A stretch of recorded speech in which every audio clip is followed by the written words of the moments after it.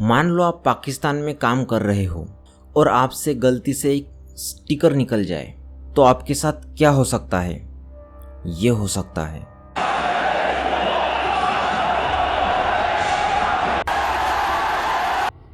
गलती, दीवार पर लगी एक स्टिकर निकाल दी, सजा मौत। आज हम ऐसी ही एक केस को आपके सामने रखने जा रहे हैं। यहाँ पर मैं जो भी बोलूँगा फैक्ट्स एंड प्रूफ के बेस पर बोलूँगा। बिना रिसर्च के कोई भी जानकारी यहाँ पर नहीं शेयर की जाएगी। दियावद नांगे डॉन नदसिरी प्रियंता कुमार श्रीलंका के गंपारा जिले के गनेमुल्ला के निवासी थे। वह 6 भाई बहनों में से सबसे छोटे थे। उनकी शादी निशुली दिसानायका से हुई थी और वे 2 बेटों के पिता थे। उनके 2 भाई भी उस समय पाकिस्तान में पंजाब के फैसलाबाद में एक कपड़ा कर्मचारी के रूप में काम कर रहे थे।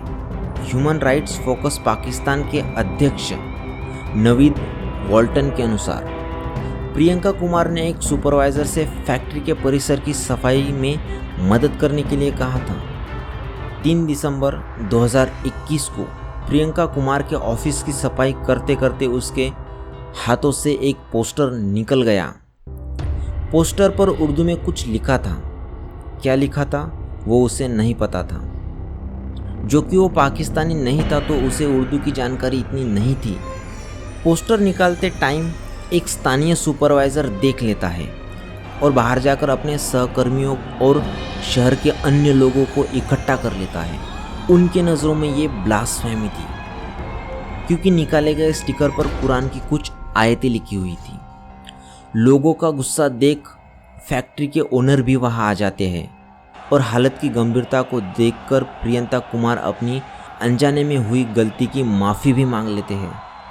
पंजाब पुलिस के महानिरीक्षक राव सरदार अली खान के अनुसार 3 दिसंबर को सुबह 10 बजे राजको फैक्ट्री के बाहर 800 लोगों की भीड़ जमा हो गई।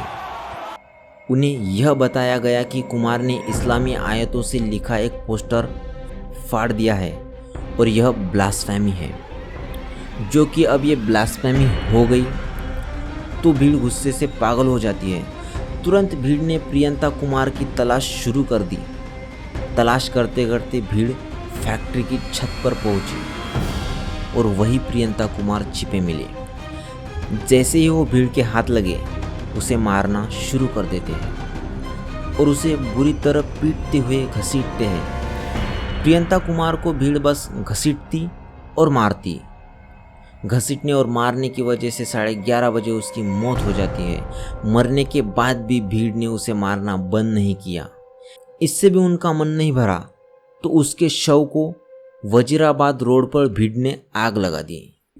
ये सब होते होते वहाँ पर भीड़ बहुत बढ़ चुकी थी।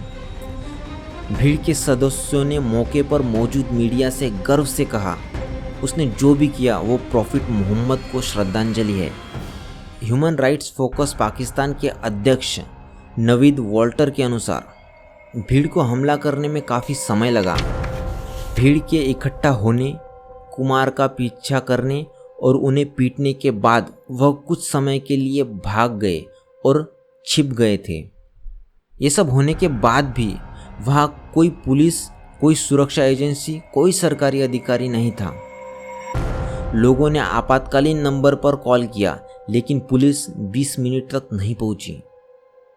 गश्त पर मौजूद एक अधिकारी ने स्वीकार किया कि वे भीड़ को नियंत्रित करने में असमर्थ थे।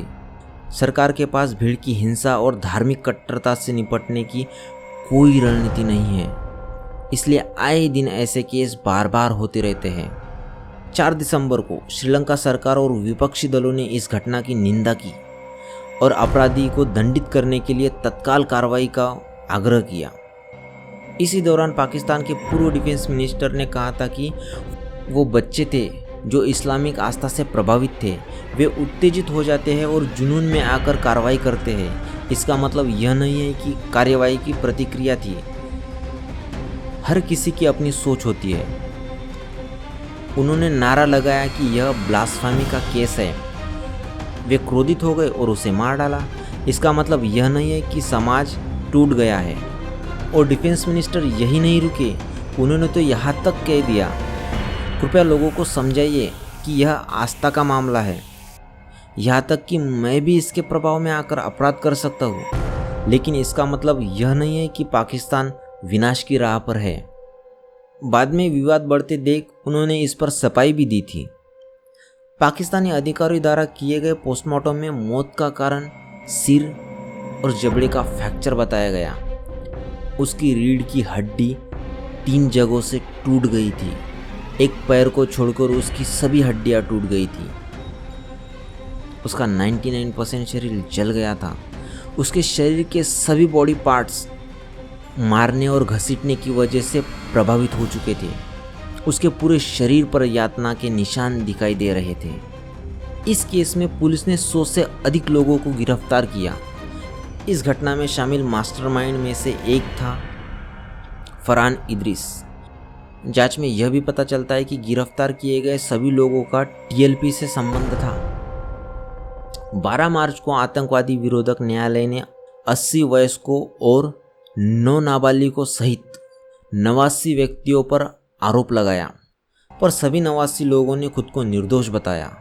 निर्दोष बताने के चलते केस की सुनवाई हुई और 18 अप्रैल 2022 को आतंकवाद निरोधक न्यायालय ने 2 मामलों में 6 दोषियों को मौत की सज़ा और 2 लाख रुपए का जुर्माना, 9 दोषियों को आजीवन कारावास और 2 लाख रुपए का जुर्माना सुनाया। 72 अन्य को 3 मामले में 2-2 साल कारावास और 2 मामलों में 1-1 साल कारावास की सज़ा सुनाई गई। एक अन्य दोषी को 5 साल की जेल सुनाई गई। न्यायालय ने मामले में केवल एक व्यक्ति को बरी किया।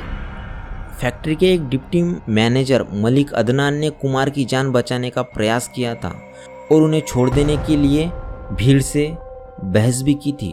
हालांकि उनकी संख्या कम थी और वे कुमार को बचाने में असमर्थ रहे। मलिक अदनान के प्रयासों को पाकिस्तान सरकार ने नैतिक साहस और बहादुरी के लिए मान्यता दी। मलिक अदनान को 24 मार्च 2022 को पाकिस्तान के राष्ट्रपति द्वारा तमगाए शुजात से सम्मानित किया गया। कुमार की पत्नी द्वारा मुआवजे की अपील के बाद श्रीलंका के मंत्रिपरिषद ने विदेशी रोजगार ब्यूरो के कर्मचारी कल्याण कोष से कुमार के परिवारों को 2.5 मिलियन रुपए का अनुदान देने की मंजूरी दी। सियालकोट के व्यापारी समुदाय ने भी कुमार के परिवार के लिए 1 लाख अमेरिकी डॉलर जुटाए और यह भी घोषित किया कि उनकी पत्नी को उनका मासिक वेतन मिलता रहेगा। कुमार का शव श्रीलंकाई एयरलाइंस के जरिए 6 दिसंबर 2021 को श्रीलंका पहुंचाया और वहां के रीति रिवाज के साथ उनका अंतिम संस्कार किया गया। इस केस पर आपकी क्या राय है हमारे साथ ज़रूर शेयर कीजिएगा, क्योंकि इससे फ़र्क पड़ता है।